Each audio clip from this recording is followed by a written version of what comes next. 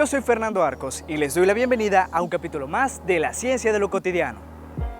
El manatí es uno de los mamíferos acuáticos más curiosos por su aspecto.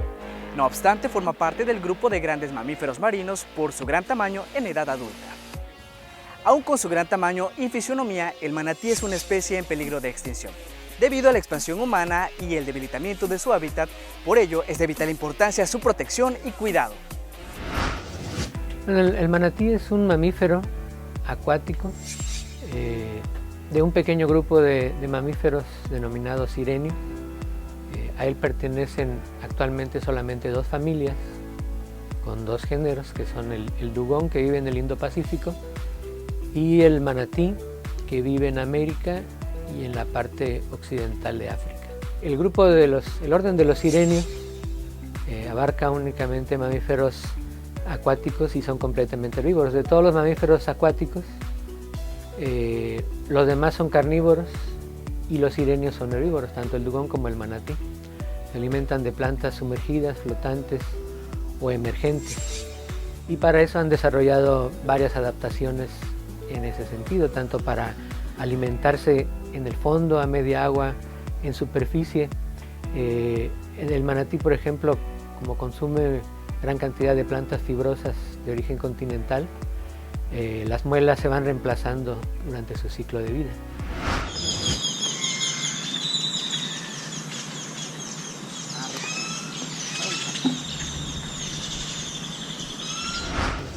Sí hay anécdotas de que Colón, por ejemplo, cuando llegó a las costas de América, en las islas de las Antillas Mayores, vieron manatíes en el agua. Y incluso pues, la anécdota es que Colón comentó que las sirenas no eran tan bonitas como las pintaban al ver a los manatíes. El hábitat del manatí se encuentra desde el estado de Carolina del Norte en los Estados Unidos hasta el centro de Brasil. En la zona centro del estado de Tabasco se concentra la población más grande de esta especie para el sureste. El manatí tiene un sistema digestivo bastante largo, un intestino muy largo, donde hay digestión bacteriana a casi todo lo largo. Con eso logra sacar gran cantidad de los nutrientes que tienen las plantas. Es de los animales, de los herbívoros más eficientes para digerir las plantas. Por lo mismo es un animal que tiene el metabolismo muy lento, no son animales ágiles que se estén moviendo todo el tiempo, ¿no? Son muy estacionarios, gran parte de su tiempo se la pasan comiendo, pero pueden desplazarse momentáneamente, pueden alcanzar velocidades pues algo importantes. Pues como otros mamíferos marinos han perdido completamente el pelo, aunque el manatí sí tiene muchas cerdas pequeñitas a lo largo de todo el cuerpo, y esas le sirven también de sensibilidad. El manatí puede sentir movimiento de objetos que se acercan o corrientes, etcétera, con ese pelo. El manatí llega a pesar unos 500 kilos, un animal adulto, y a medir unos 3 metros o un poquito más. Al nacer miden cerca de 1 metro y pesan alrededor de unos 20 kilos. Entonces, eso nos da una idea de cuánto pueden acumular en biomasa durante su vida. Son longevos, un animal puede vivir, en cautiverio se ha visto que pueden vivir más de 60 años. En vida libre a lo mejor la vida podría ser un poco más reducida, pero sí son animales longevos.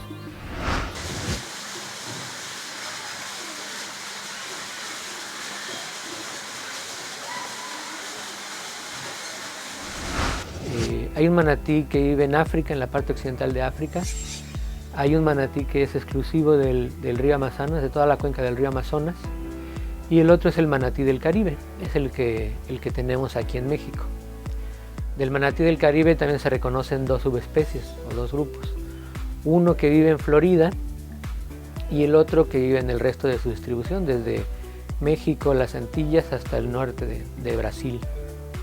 En México la distribución original abarcaba todo el Golfo de México y la costa del Caribe de México. Sin embargo, actualmente pues las poblaciones se han restringido a áreas más localizadas. Las principales poblaciones que hay actualmente en México son una que está en el Caribe, principalmente hacia a la costa sur del Caribe mexicano, y otra población que vive en el Golfo de México, en áreas localizadas en Veracruz, sobre todo en el sistema de Alvarado y sobre el río Coatzacoalcos. Y el área de distribución más importante de manatí en México está en Tabasco, sur de Campeche y norte de Chiapas.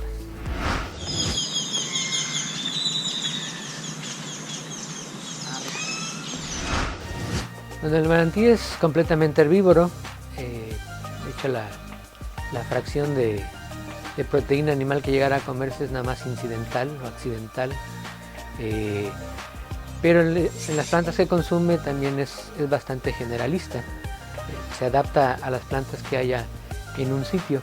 Las poblaciones, por ejemplo, del Caribe, que son más marinas, estuarinas, su alimentación está basada en pastos marinos de fondo. En el Golfo de México, por la poca visibilidad, por la turbiedad que tienen las aguas, hay muy pocas plantas de fondo, entonces el manatí consume más especies flotantes y de orilla.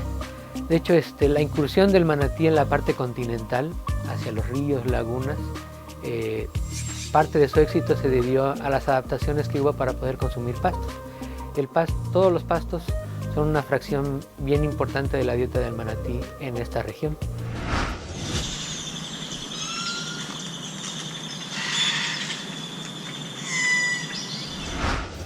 En su actividad normal, un manatí puede pasar de 2 a 5 minutos bajo el agua entre respiraciones. Cuando está descansando, puede aumentar el tiempo hasta unos 20 minutos, pero no puede aguantar muchísimo más. Por eso también es importante que si un animal se encuentra atorado en una red, que la persona esté cerca para poder liberarlo, porque si no puede respirar, pasan unos 15-20 minutos y ya el animal se ahoga.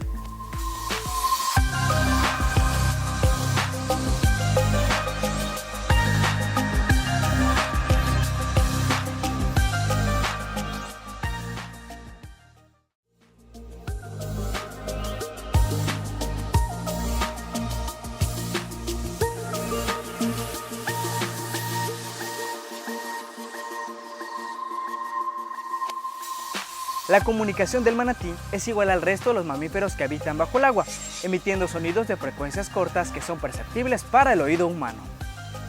Las vocalizaciones son de vital importancia, sobre todo al momento de la comunicación madre-cría y en el periodo de la reproducción. Básicamente es solitario, no hace agrupaciones grandes. Las agrupaciones más importantes son las de la hembra con cría, y cuando la hembra entra en celo, atrae una gran cantidad de machos y forman manadas reproductivas que tienen una duración corta de 1 a 2 semanas. Después de eso sigue la vida solitaria de los animales. Las hembras pueden empezar su vida reproductiva a los 3-4 años de edad, pero la reproducción sí es lenta. Tendrían una cría cada 3 a 4 años. Por lo que decíamos de que al tener la cría, el manatí la cuida por unos 2-3 años y hasta ese momento empieza la hembra de nuevo a entrar en celo. El embarazo también es prolongado, tiene una duración de cerca de 14 meses de gestación. Entonces sí, ese es parte del problema que se tiene en la especie, su baja tasa reproductiva. No hay un pico específico de nacimientos. En la subespecie de Florida se concentran un poco los nacimientos en cierta época debido a la llegada de los frentes fríos en el invierno, que es difícil para las crías, ¿no? Pero en el trópico todo el tiempo puede haber nacimientos. Aquí en la región los pescadores pues nos comentan que en el verano, finales de primavera, verano, es cuando más ven grupos reproductivos y cuando más ven crías pequeñas. Y nosotros hemos podido constatar eso en algunos sitios. El periodo de gestación del manatí es de los más largos de todo el reino animal. Durante los 2 primeros años, las madres amamantan a sus crías mediante sus glándulas mamarias que están debajo de sus axilas. Esa es la relación social más grande que existe en esa especie. La leche del manatí es especial para poder hacer que el manatí aumente de tamaño rápidamente en poco tiempo. Entonces la leche del manatí tiene muy pocos carbohidratos, casi nada, y es muy rica en grasas y proteínas. Entonces difiere en gran medida de la leche de vaca porque no tiene lactosa. Para criar un manatí en cautiverio, por ejemplo, tiene que utilizarse una leche especial rica en grasas y proteínas que se vende para zoológicos y para acuarios. La leche normal de vaca le provocaría problemas digestivos importantes al animal y podría morir. En ese sentido también es importante que si la gente se encuentra crías, bueno, lo primero que hay que hacer es esperar para ver si no hay otro animal adulto cercano. Las hembras, sobre todo las hembras primerizas, pueden dejar a la cría por periodos un poco prolongados sola. Y cuando uno la encuentra podría llevarse la idea de que ya se extravió, de que está sola y que hay que llevarla a rehabilitación, ¿no? Pero si uno espera y ve que hay otro animal adulto y regresa por ella, lo mejor es la crianza materna. En los acuarios, ya para mantener un animal de por vida en un acuario, pues se podrían utilizar dietas comerciales que ya han sido probadas y que se pueden utilizar con éxito.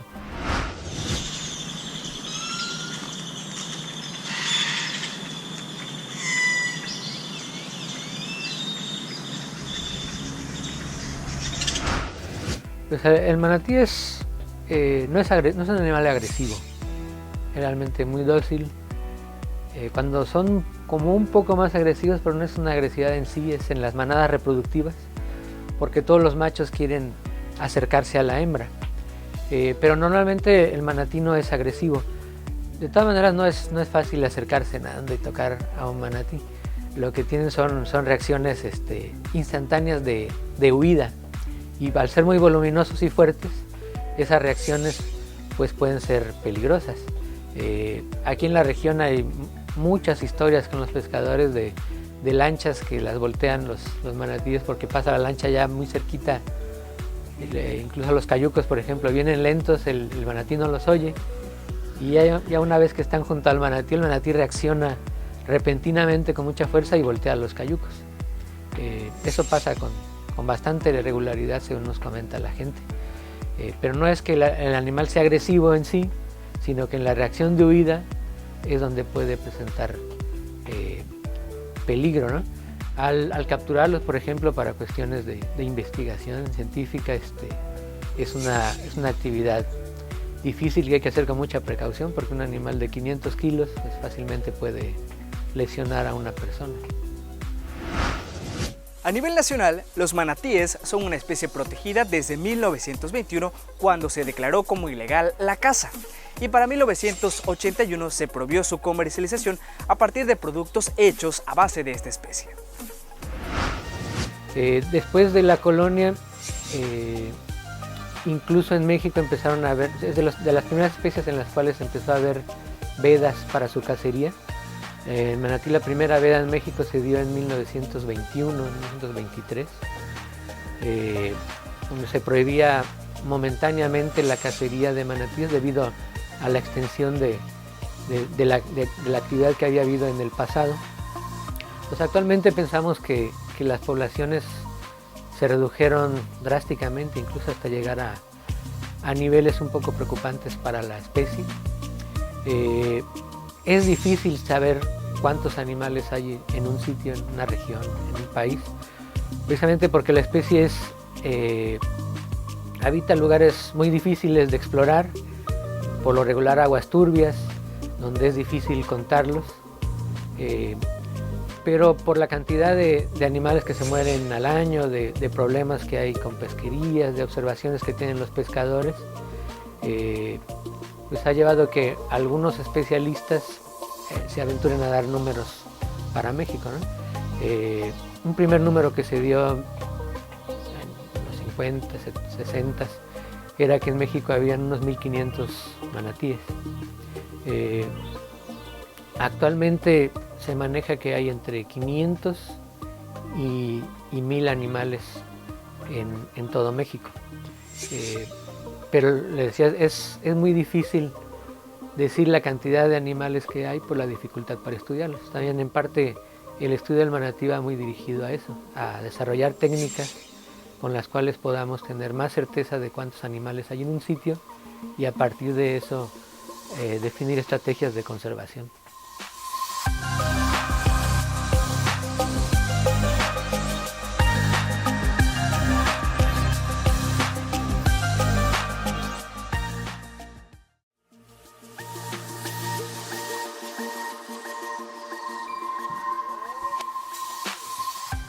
El hombre es el principal causante del bajo número de manatíes que habitan hoy en día en el mundo. Son cazados principalmente por su carne y por su grasa, además de que sus cuerpos de agua están contaminados por sustancias tóxicas. Las lanchas de motor también son un riesgo constante para estas especies, ya que al habitar en aguas poco profundas, las aspas de estos pueden llegar a lastimarlos y provocarles heridas de gravedad. Sí, pareciera que hablar de 1000 animales en México pues serían muchos, pero para una especie, para la sobrevivencia, es clave, ¿no? Es un número no muy grande que, si muchos factores siguen actuando, pudiera llevar a la especie a problemas de sobrevivencia o extinciones incluso locales, ¿no? Por eso el manatí en México en principio está en la lista de especies en peligro de extinción. Una por los bajos números, pero también otra por el poco conocimiento que se tiene de la especie. La subespecie de Florida ha sido más estudiada, ha habido más esfuerzos de conservación y al parecer ha habido una recuperación en el tiempo, lo que ha llevado a que Estados Unidos recientemente la bajó, la subespecie de Florida la bajó de peligro de extinción a un estatus intermedio de conservación.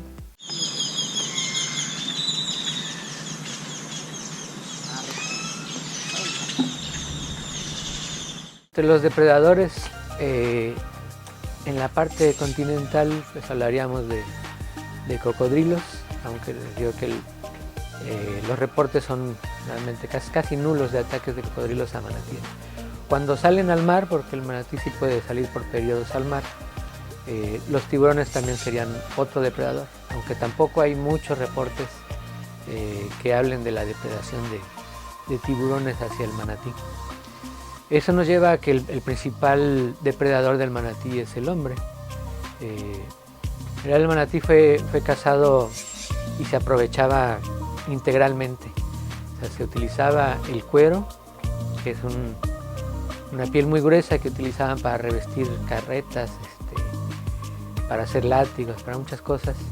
Se utilizaba la grasa, que tiene una gran cantidad de grasa subcutánea al manatí, y la carne, que decíamos que son bastante voluminosos. Los huesos también en ocasiones se utilizaban para hacer artesanías o para cuestiones más medicinales o tradicionales. La conservación del manatí se busca a través de organizaciones que desarrollen legislaciones para su protección, la educación a las poblaciones locales sobre su cuidado, así como el diseño de proyectos de investigación sobre esta especie. Para el caso del estudio, decíamos que es difícil estudiar los animales en esta zona porque están en aguas turbias, son solitarios, no es que nos vayamos a encontrar en todos lados grupos grandes de manatíes para estarlos contando. Entonces la universidad ha trabajado fuertemente en el desarrollo de técnicas para el estudio, para el conteo, para el monitoreo de animales. Probamos un sonar con mucho éxito, un sonar que emite un eco de 180 grados a los lados de la lancha. Recibe el eco y entonces el sonar pinta la forma del fondo, y si hay animales es posible ver la forma de los animales sobre el mismo, ¿no? Y con eso contarlos. Entonces eso nos ayudó mucho porque en recorridos en lancha sin el sonar, los animales que están sumergidos no siempre es fácil verlos y perdíamos muchos animales. Con el sonar pasamos sobre un área y además de los que vemos visualmente podemos contar animales que están en el fondo e incluso saber si se encuentran crías por el tamaño relativo de las dos sombras de animales que vemos en el sitio, ¿no? Otra técnica que también ha sido útil, que he aplicado a la universidad, es el marcaje de animales. Les ponemos un pequeño cinturón en la cola y a ese cinturón le fijamos una boya que lleva un transmisor.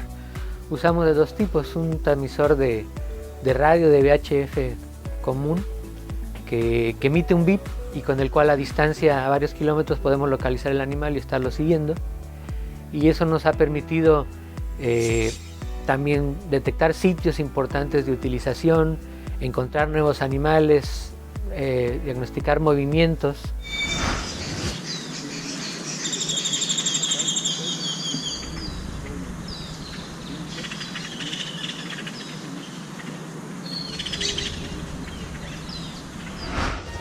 Decíamos que no es recomendable acercarse y tocar un animal porque incluso un poco lastimado o enfermo puede tener fuerza suficiente como para voltear una embarcación o lastimar a alguien que se acerca, ¿no? Si encuentra un animal que se comporta raro, que está más lento que de costumbre, que tolera que se acerque la gente y le esté tocando, etc., muchas veces está enfermo, tiene algún golpe o algo, lo mejor es comunicarse con las autoridades, pueden ser de su comunidad o del municipio, y en Tabasco existe una red de varamientos, también una red nacional de varamientos, de manera que si se le avisa al municipio, a las autoridades locales o a la Procuraduría Federal de Protección al Ambiente, la Profepa, o a Semarnat, o a los guardaparques de las áreas naturales protegidas, ellos comunican al resto de la red y ya se atiende el caso de manera más integral. En el caso de animales muertos, pues se puede recuperar el cadáver pronto para poder hacer estudios, necropsias y ver si se puede saber la causa de muerte. En el caso de animales vivos, pues se puedan tomar medidas como movilizarlos a lo mejor de un sitio, tratar de rehabilitarlos si tienen alguna enfermedad o algún golpe, o simplemente ponerlos en observación momentánea, pero ya por especialistas o por gente que está más familiarizada con la especie. Como enemigos naturales, los manatíes tienen algunas especies de tiburones, cocodrilos, jaguares y caimanes, pero existen pocos casos documentados sobre esto. El hombre es el principal causante de la casi extinción de esta especie. Por ello, toda acción que realicemos para la preservación de la flora y fauna será importante, sobre todo para lo que vamos a dejar a nuestras próximas generaciones. Y es así como llegamos al final de un capítulo más de La Ciencia de lo Cotidiano. Recuerda que puedes ver este y otros capítulos a través de nuestra cuenta oficial de YouTube de Viucat. Yo soy Fernando Arcos y nos vemos en la siguiente emisión.